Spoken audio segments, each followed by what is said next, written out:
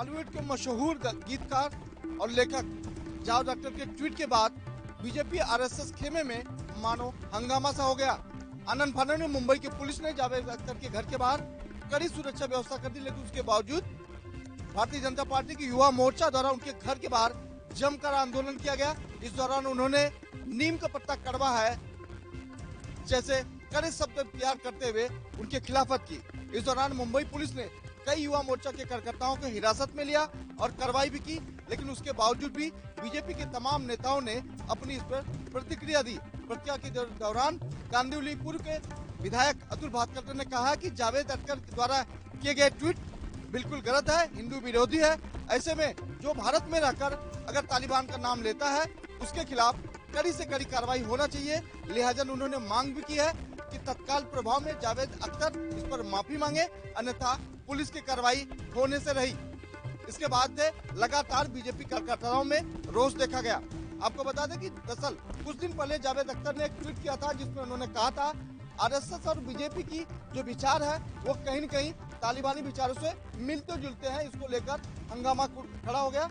लगातार बीजेपी खेमे में ये विरोध प्रदर्शन किया जाए। फिलहाल अब देखने वाली बात होगी जिस तरह से लगातार बीजेपी के तमाम नेता जो है इस पर अपनी अपनी प्रतिक्रिया दे रहे हैं। ऐसे में जावेद अख्तर माफी मांगते हैं या नहीं। कैमरा पर्सन विनय सिंह के साथ मैं Soni, NB news, Mumbai.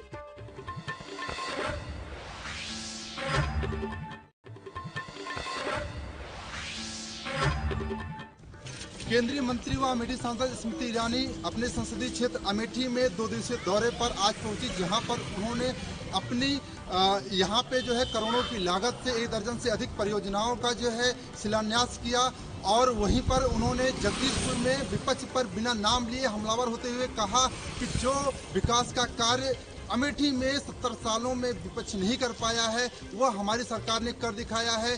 Corona जैसे काल में हमारी सरकार के द्वारा अमेठी जनपद में चिकित्सा व्यवस्था बहुत ही अच्छी हुई है, सुदृढ़ हुई है। और वहीं पर उन्होंने यह भी बताया कि हम अब और भी तरीके से अमेठी जनपद में कई अन्य परियोजनाओं को लाएंगे। विपक्ष को तीखा जवाब देते हुए अन्य कई मुद्दों पर उन्होंने विपक्ष को घेरने की कोशिश की। तो ये सत्य है कि अमेठी में एक भी ऑक्सीजन प्लांट नहीं था।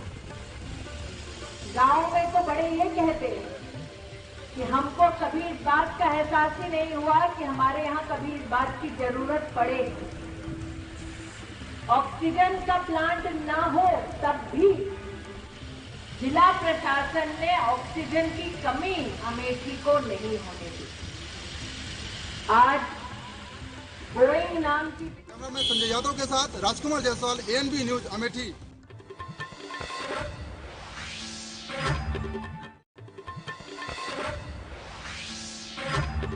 उत्तराखंड में पर्यटन की अपार संभावनाएं हैं जो यहां आने वाले पर्यटकों को आकर्षित करता रहता है।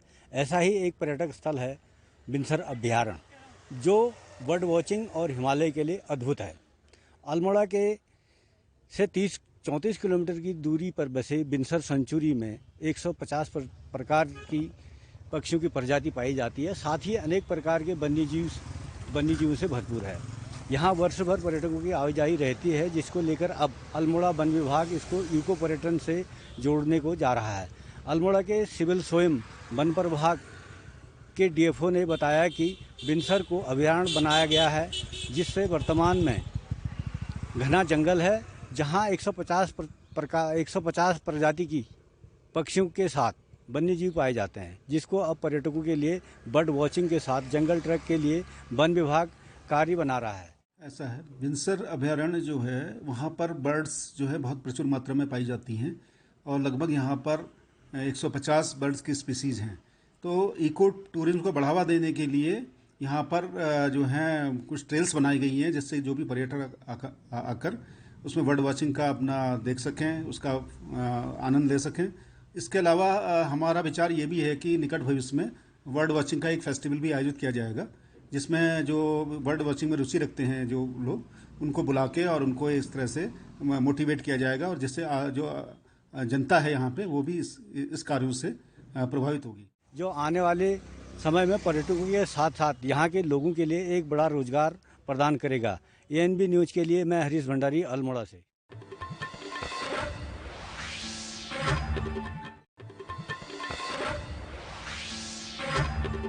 महंगाई के इस दौर में तीर्थनगरी के अंदर अब लोगों को घरेलू गैस सिलेंडर के लिए 904 रुपए अदा करने होंगे। जी हां, बात करें कोरोना काल के बाद ही तीर्थनगरी में मद्दी का दौर जारी है। ऐसे में कई परिवार बेरोजगार हो चुके हैं। लोगों के पास मकान का किराया देने तक के लिए रुपए नहीं है। महंगाई में इतनी दिक्कत हो रही है कि गैस सिलेंडर भी बहुत ज़्यादा बढ़ गया है, 25 रुपये बढ़ गया है।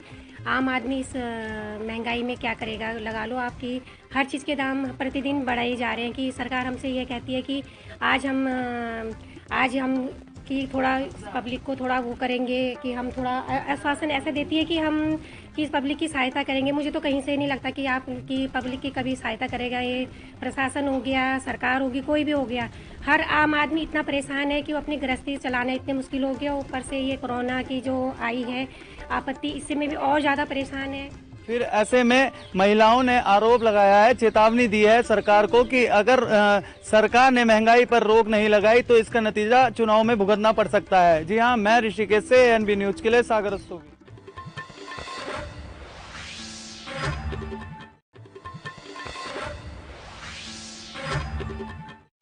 कोरोना की तीसरी लहर को लेकर स्वास्थ्य विभाग एकदम अलर्ट हो चुका है। जिला अस्पताल में 100 बेड पीकू वार्ड बनाकर तैयार हो गया है, जिसमें 20 बेड एचसीयू और 80 बेड ऑक्सीजन एटीयू है।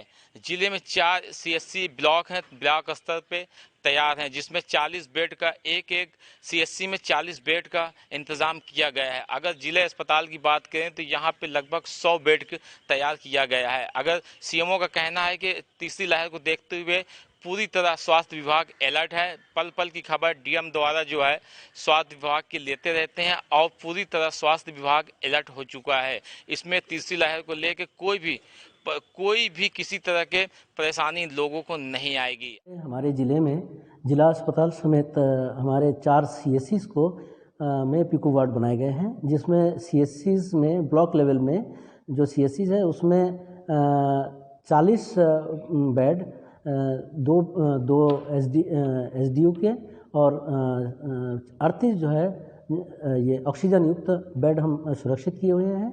और जिला अस्पताल में हमने 20 बेड एसडीयू के और 80 बेड जो है ऑक्सीजन युक्त। अभी तक तो जिले में कोई भी कोरोना पॉजिटिव नहीं आया। तीसरी लहर में अगर कुछ भी ऐसा मरीज आता है तो तीसरी लहर में एकदम स्वास्थ्य विभाग अलर्ट है। Aiman Ahmed, ANB news, Kaushambi.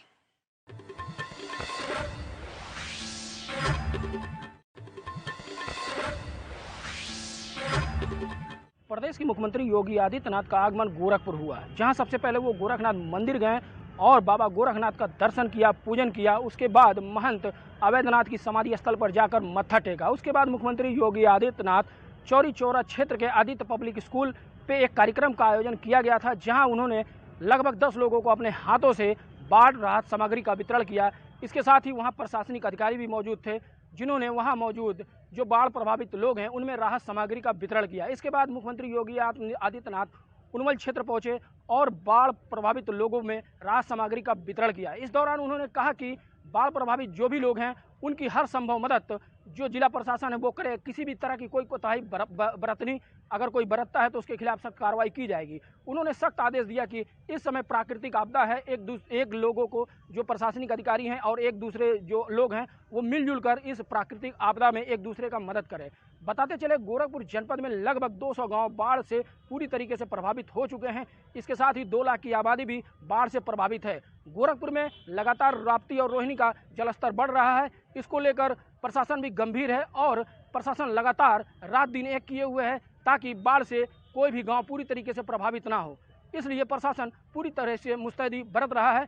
मुख्यमंत्री योगी आदित्यनाथ बाढ़ प्रभावित जो भी उत्तर प्रदेश के जनपद हैं उस पर लगातार हवाई दौरा और बोर्ड के माध्यम से दौरा कर रहे हैं और बाढ़ प्रभावित लोगों से मिलकर उनका हालचाल भी जान रहे हैं। इसी क्रम में आज उनका गोरखपुर आगमन हुआ।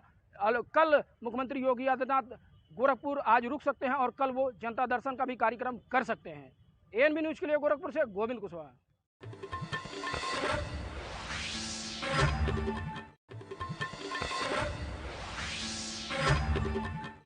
जैसे कि हम बात कर लें जनपद जालौन के मुख्यालय औरई में स्थित सदर तहसील की, तो आज तहसील को जनपद जालौन के मुख्यालय औरई के राठ रोड स्थित नवीन गल्ला मंडी में स्थापित किया गया। वहीं जब हमने इसकी जानकारी एसडीएम सत्येंद्र सिंह से ली गई तो उन्होंने बताया कि इस तहसील को जनपद जालौन के मुख्यालय उरई के राठ रोड स्थित नवीन गल्ला मंडी में स्थापित किया गया। वहीं जो उरई में सदर तहसील बनी थी उसकी इमारतें काफ़ी पुरानी हो गई थी, जिस वजह से इस तहसील को नवीन गल्ला मंडी में स्थापित किया गया। वहीं आज समाधान दिवस का आयोजन किया गया।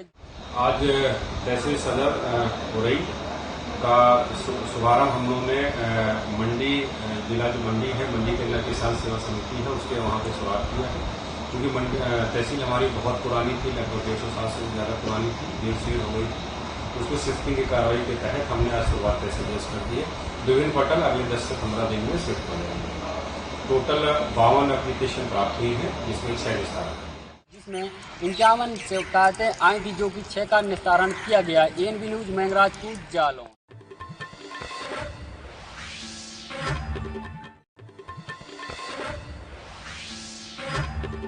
मथुरा जनपद पुलिस को एक बड़ी सफलता हासिल हुई। रात्रि को मुखब्बर की सूचना के द्वारा पुलिस को सूचना मिली कि 1 लाख का इनामी बदमाश यहाँ से जा रहा है। वहीं पुलिस और बदमाशों की मुठभेड़ हो गई। मुठभेड़ के दौरान 1 लाख रुपए का इनामी बदमाश पुलिस के द्वारा गिरफ्तार किया गया। वहीं बदमाश के पैर में गोली लगी, गोली लगने से बदमाश घायल हो गया। वहीं उसके 2 साथियों सहित 3 बदमाशों को गिरफ्तार किया गया है। वहीं जानकारी बताई जा रही है कि स्टेट बैंक चौराहे पर एक व्यापारी के साथ करीब 1 करोड़ 5 लाख रुपए की लूट की गई थी, जिसका पुलिस के द्वारा पहले खुलासा किया गया है। करीब पहले भी 7 लोगों को गिरफ्तार किया गया है। जो मेन आरोपी था वो फरार चल रहा था और पुलिस के द्वारा उसे मुठभेड़ के दौरान गिरफ्तार किया गया है। उसके पास से करीब 44 लाख रुपए सहित अवैध हथियार भी बरामद किए गए हैं। पुलिस ने सभी आरोपियों को जेल भेजा गया है। इन बदमाशों से कुछ जानकारियां और हुई हैं, जहां पर इनके द्वारा पैसा खर्च किया गया है या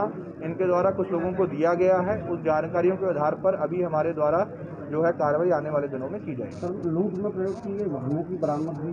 देखिए, उसमें लूट में 2 वाहन उपयोग हुए थे, जिसमें और साथ साथ में हथियार भी प्रयोग हुए थे, जो इनसे बरामद हुए हैं, जिसका विवरण प्रेस नोट में दिया गया। और पुलिस पूरे मामले की कार्रवाई में जुट गई है। जिस तरह मथुरा जनपद में लूट की जो घटना हो रही थी, वहीं मथुरा के वरिष्ठ पुलिस अधीक्षक गौरव ग्रोवर के द्वारा वहाँ कई टीमें गठित की गई और सभी टीमों के द्वारा आरोपियों को पकड़ा गया है और पुलिस के द्वारा इस 1 करोड़ 5 लाख रुपए की लूट का खुलासा भी किया गया है। मथुरा से रिंकू शर्मा, ANB न्यूज।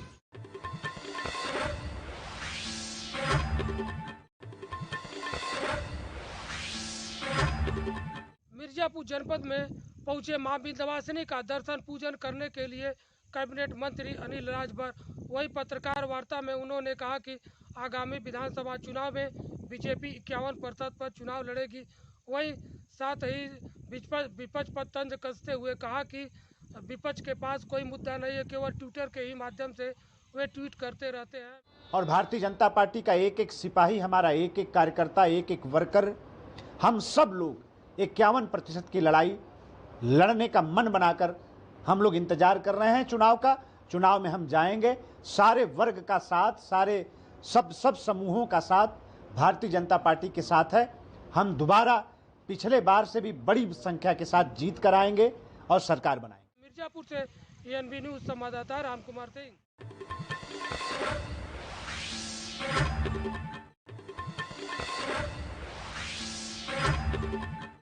आज जिले की नोडल अधिकारी कंचन वर्मा अपने 3 दिवसीय दौरे को लेकर के रायबरेली पहुंची। उन्होंने अपने पहले दिन के दौरे में रायबरेली के विकास भवन में विकास कार्यों को लेकर के अधिकारियों के साथ समीक्षा बैठक की, तो वहीं बाढ़ नियंत्रण को लेकर के सिंचाई विभाग के अधिकारियों के साथ जायजा लिया। उसके बाद वो रायबरेली के जिला अस्पताल में संचालित व्यवस्थाओं का भी बारीकी से निरीक्षण किया। उसके बाद उन्होंने रायबरेली जनपद के महाराजगंज विकासखंड क्षेत्र के चंदापुर गाँव पहुँच करके जिले में संक्रामक बीमारियों को देखते हुए, डेंगू, मलेरिया आदि बीमारियों को देखते हुए गांव की साफ सफाई का भी जायजा लिया। बाद में उन्होंने रायबरेली के महाराजगंज सामुदायिक स्वास्थ्य केंद्र का भी निरीक्षण किया और वहां संचालित कोविड टीकाकरण अभियान का भी बारीकी से निरीक्षण किया। शासन की जो मंशा है कि सभी नोडल अधिकारी जाके ये जो मौसमी बुखार चल रहे हैं, डेंगू का आउटब्रेक हो रहा है कुछ डिस्ट्रिक्ट्स में वेस्टर्न यूपी के, तो उसी के तर्ज पे सभी जिलों में देख लिया जाए कि तैयारी है, दवाइयाँ हैं, साफ़ सफाई हो रही है और पॉसिबिलिटी की कहीं पे केसेस हो सकें उसको प्रिवेंशन के लिए क्या किया जा रहा है। तो इसीलिए यहाँ पे हम लोग जनरल मुआयने के लिए आए थे। तो साफ़ सफाई का की जा रही है रेगुलरली, जैसे गांव वालों ने भी बताया। यहाँ पे फिर निर्देश देती हैं कि थोड़ा और बेहतर साफ़ सफाई, जब तक बारिश का सीज़न है, थोड़ा एक्स्ट्रा कॉशन लेते हुए, स्प्रे करते हुए, ताकि वहां पर उन्हें सभी प्रकार की व्यवस्थाएं चुस्त दुरुस्त नजर आई। कैमरा पर्सन पवन के साथ अमर प्रताप सिंह, एएनबी न्यूज, रायबरेली।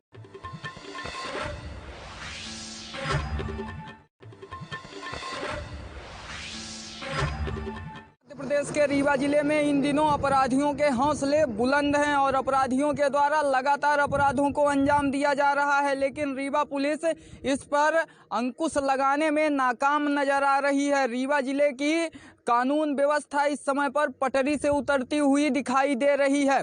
लगातार रीवा जिले में अपराधियों के द्वारा मारपीट की जाती है और मारपीट करने के बाद दहशत फैलाने के लिए वीडियो को सोशल मीडिया पर भी वायरल किया जाता है, जिससे कि लोगों के मन में दहशत का माहौल फैले। हालांकि कुछ दिन पूर्व भी रीवा जिले में कई वीडियो वायरल हुए, जिस पर रीवा पुलिस के द्वारा कार्यवाही भी की गई।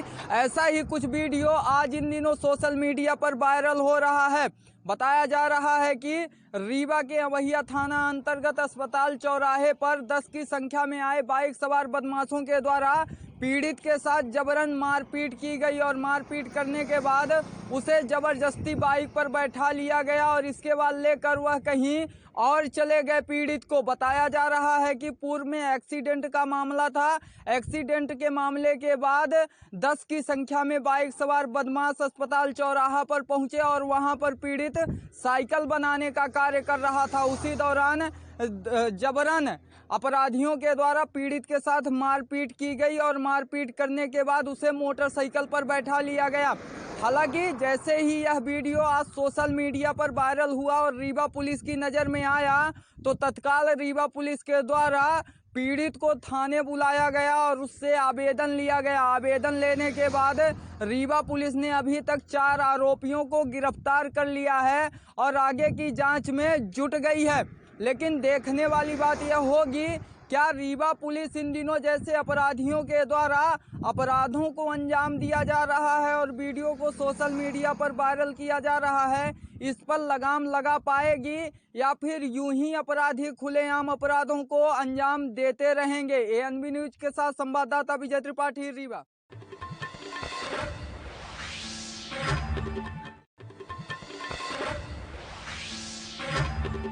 इस वक्त हम लोग मौजूद हैं रुड़की के माहवतपुर गांव में, जहां पर हम आपको वो तस्वीरें दिखाएंगे जो बहुत ही घातक हैं। मैं अपने सहयोगी कैमरामैन से कहना चाहूँगा कि दिखाएं जरा तस्वीरों में किस प्रकार से जो है यहाँ पे हम स्कूल के सामने खड़े हैं। एक प्राथमिक विद्यालय है जहाँ पर गंदगी का जो अंबार है वो लगातार बना हुआ है। जिस तरीके से नालियों की दशा आप देख सकते हैं, कितनी गंदगी इस नाली के अंदर बह रही है। यहाँ की जो प्रधानाचार्य, उनसे हमने संपर्क साधा तो उन्होंने बताया कि वो अपने खुद के पैसे जो है खर्च कर यहाँ पर जो है सफाई हर महीने जो है 2 बार कराती हैं।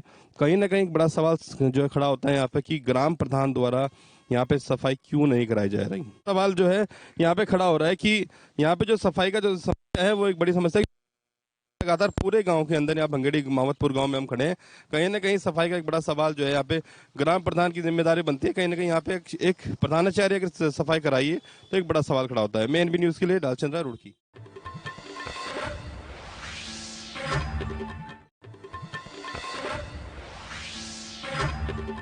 जैसे जैसे 2022 का चुनाव नज़दीक आता जा रहा है, ऐसे ही सभी पार्टियों के नेताओं ने अपनी ताकत को झोंकना शुरू कर दिया है।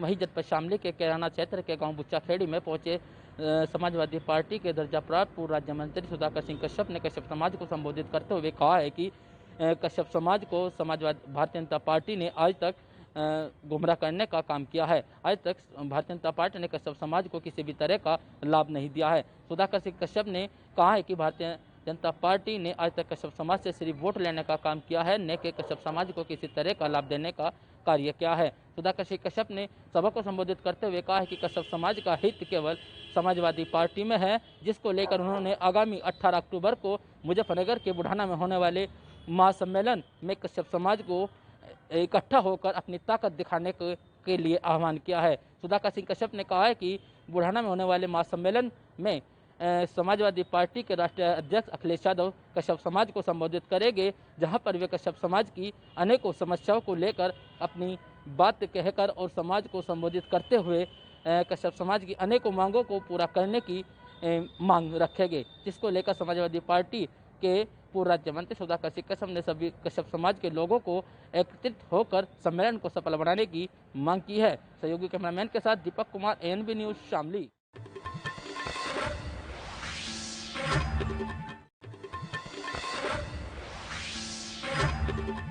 वायरल फीवर का प्रकोप दिन ब दिन बढ़ता ही जा रहा है, जिसको लेकर जिला प्रशासन पूरी तरह से मुस्तैद है। वहीं स्वास्थ्य विभाग भी अपनी तैयारियां पूरी कर चुका है, जिसको लेकर गांवों में सफाई अभियान चलाया जा रहा है। मगर कई पंचायतें ऐसी हैं जहां पर दूषित पानी भरा हुआ है। इसी को लेकर आज हम आए ग्राम पंचायत मलिकपुर में, जहां पर दूषित पानी भरा हुआ है। जिस पानी से स्कूल के बच्चे होकर निकलते हैं, वहीं ग्रामवासी भी उसी पानी से होकर निकलते हैं। आज हम अब इस वक्त मौजूद हैं हम मलिकपुर स्कूल में। बच्चों से बात करेंगे किस तरह से वो पानी में होकर निकलते हैं और उन्हें क्या क्या परेशानी आती है। क्या नाम है बेटी आपका? खुशी। खुशी, पानी से होकर निकलते हो, कैसे आते हो घर से स्कूल तक? पानी के बीच बीच होके आती हैं। अच्छा, क्या परेशानी आती है? डर लगता है पानी में आने। क्या डर लगता है? बीमार होने का? पानी है, गंदा पानी है। क्या बीमार होने का डर लगता है? हाँ। इसके साथ हमारे साथ स्कूल के मास्टर भी हमारे साथ हैं। इनसे बात करेंगे किस तरह से बच्चों को परेशानी आती है, जो स्कूल में आकर बताते हैं। क्या नाम है सर आपका? जी, मेरा नाम देवेंद्र कुमार कुशवाहा है। कुशवाहा जी, अगर बात की जाए बच्चे स्कूल में आते हैं पानी से गुजरते हुए, उन्हें क्या क्या परेशानी आती है, क्या क्या परेशानी बताते हुए? परेशानी सर यही है, पानी बहुत ही गंदा है और पानी के बीच में होकर आना पड़ता है। जिस तरह से वायरल फीवर चल रहा है, गंदगी, हाँ, इस पानी तो आधे से कि गंदा पानी इकट्ठा ना होने दें, उसको लेकर प्रधान द्वारा क्या इंतजाम किए जा रहे हैं? अभी फिलहाल प्रधान जी से बात हुई थी तो वो बता रहे थे कि अभी तो इसके लिए खर्चा वगैरह बजट पास होगा, उसके तब काम होगा इसके लिए। तो नहीं, तो प्रधानी का तो डोनल बनाए जा रहे हैं सफाई को लेकर, तो उसका सफाई तो अलग बात है। कई बार उनसे कहा है, स्कूल में मीटिंग भी ली है उनसे, लेकिन कोई कार्रवाई हुई नहीं है आज तक। तो बच्चे जब वहाँ से आते हैं तो गिरते भी होंगे, लिसके भी आते होंगे बच्चे? हाँ, गिर भी जाते हैं, कपड़े भी खराब होते हैं। और ये समस्या कई 4 सालों से है, 4-5 साल होगी सर इस समस्या को। पुराने प्रधान थे, उन्होंने भी हल नहीं करवा पाया, कुछ नहीं किया। और ये जो नए आए ये भी हल नहीं करवा पा रहे। अब देखो, उनसे कही है, जो बात होती है बताएंगे। जी हाँ, बिल्कुल आपने देखा। हमारे साथ यहाँ पे स्कूल के मास्टर, जो उनका भी साफ तौर पर कहना है कि प्रधान से कई बार बोला गया है, उन्होंने मीटिंग भी ली है, मगर इस पर कोई भी कार्रवाई होती नज़र नहीं आ रही है। अब देखना होगा खबर चलने के बाद प्रशासन और गांव का प्रधान पर क्या कार्रवाई होती है, प्रशासन जागता है या नहीं, ये देखने वाला समय बताएगा। ANB न्यूज़ के लिए मैं कासगंज से अतुल यादव।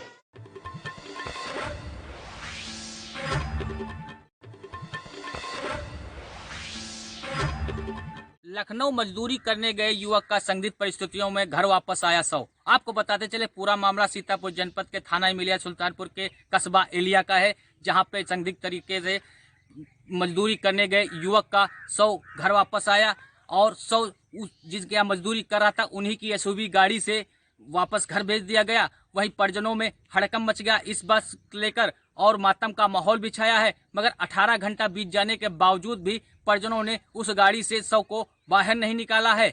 और कि दाह संस्कार से लेकर और नाते रिश्तेदार भी वहां एकत्रित रहे, मगर शव को गाड़ी से नहीं निकाला गया। वहीं जब पुलिस से जानकारी लेने की कोशिश की गई तो मोबाइल उनका स्विच ऑफ मिला, जिससे पुलिस को भी सूचना नहीं दी जा सकी। यहाँ तक कि CUG नंबर कंटिन्यू बंद ही आता है। ये सबसे बड़ा मुद्दा भी उठता है, क्योंकि इंटीरियर क्षेत्र में लोग जब इस नंबर से संपर्क कर पुलिस को सूचना देना चाहते हैं, मगर CUG नंबर कहीं ना कहीं स्विच ऑफ बताता है या कवरेज एरिया में बताता है। जब इस संबंध में परिजनों से बात की गई तो परिजनों ने कोई भी जवाब कैमरे पे देने से मना कर दिया गया है और परिजनों का आरोप है कि ये संदिग्ध परिस्थितियों में मौत या मर्डर हुआ है। वहीं जिसके यहाँ काम कर रहा था उनका कहना है कि बिजली के करंट से लगने से इसकी दर्दनाक मौत हो गई है। मगर सवाल ये भी उठता है, बिजली करंट से मौत हुई है फिर भी कोई भी PM नहीं हुआ है। कैमरा पर्सन श्याम गुप्ता के साथ अनूप पांडे, ANB न्यूज सीतापुर।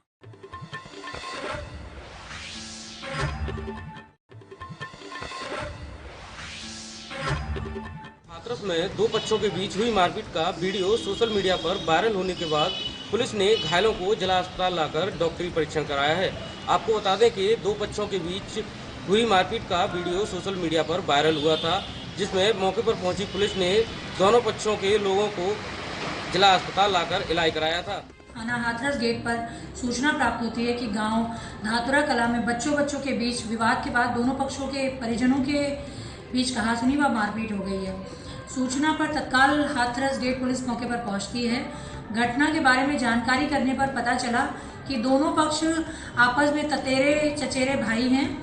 बच्चों के बीच हुए मजाक के बाद परिवारजनों के बीच आपस में मारपीट व कहासुनी हो गई थी। पुलिस द्वारा दोनों पक्षों के घायल व्यक्तियों को उपचार व मेडिकल के लिए अस्पताल भेजा गया। दोनों पक्षों से प्राप्त तहरीर के आधार पर सुसंगत धाराओं में अभियोग पंजीकृत कर लिया गया है। मारपीट करने वाले एक व्यक्ति को गिरफ्तार किया गया है। जांच कर आवश्यक वैधानिक कार्रवाई की जा रही है। कानून व्यवस्था की स्थिति सामान्य है। वहीं दोनों पक्षों की तरफ से प्राप्त तहरीर के आधार पर पुलिस ने सुसंगत धाराओं में मुकदमा दर्ज किया है। पूरा मामला कोतवाली हाथरस गेट क्षेत्र के गांव धातरा कला का है। Jaikishore Kushwaha, ANV news, Hathras.